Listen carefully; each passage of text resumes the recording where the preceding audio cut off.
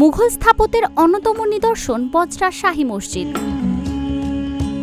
পৌনে ৩০০ বছর আগের কথা, দিল্লির সম্রাট মোহাম্মদ শাহ বজরায় জমিদার আমান উল্লাহকে রাজ্য পরিদর্শনে পাঠান। জমিদার আমান উল্লাহ রাজ্য পরিদর্শন শেষে নোয়াখালীর সোনাইমুড়ি উপজেলার বজরায় বসতি স্থাপন করেন এবং সেখানে দিঘি খনন করে দিঘির পশ্চিম পাড়ে একটি মসজিদ নির্মাণ করেন। সেই মসজিদটি বজরা শাহী মসজিদ নামে খ্যাতি পেয়েছে। ইমাম ও স্থানীয় বাসিন্দাদের সঙ্গে কথা বলে জানা গেছে ১৭৪১ খ্রিস্টাব্দে ৩০ একর জায়গা জুড়ে উঁচু পাড়যুক্ত একটি দিঘি খনন করেন জমিদার আমানুল্লাহ। ওই দিঘির মাটি দিয়ে পশ্চিম পাশে জমিদার বাড়ি করা হয়। বর্তমানে সেটি সরকারের ভূমি কার্যালয় হিসেবে ব্যবহৃত হচ্ছে।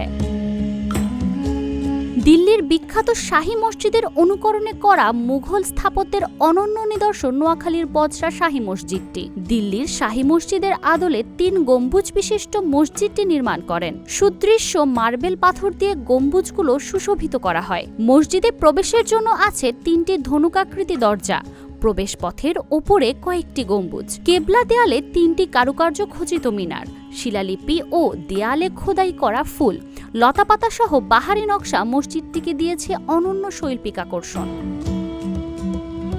বর্তমানে মসজিদটি জেলার অন্যতম দর্শনীয় স্থান হয়ে উঠেছে। দূর দূরান্তের মানুষ মসজিদ দেখতে ভিড় করেন। দর্শনার্থীদের অনুদানেই মসজিদের খতিব, মুয়াজ্জিন সহ 4 জনের বেতন ভাতা দেওয়া হয়। স্থানীয়দের ভাষ্য, দেশের অন্যতম এই স্থাপত্যটি পর্যটন কেন্দ্র হিসেবে গড়ে তুলতে পারলে জেলার অর্থনীতিতে দারুণ ভূমিকা রাখবে। বজরা শাহী মসজিদে যাতে নির্বিঘ্নে দর্শনার্থীরা আসতে পারেন সেজন্য ঢাকা থেকে নোয়াখালী সড়কের পাশ ঘেঁষে যে সড়কটি আছে সেটি প্রশস্ত করা দরকার। মসজিদের ঐতিহ্য রক্ষায় প্রত্নতত্ত্ব বিভাগেও যথাযথ উদ্যোগ নেওয়া উচিত।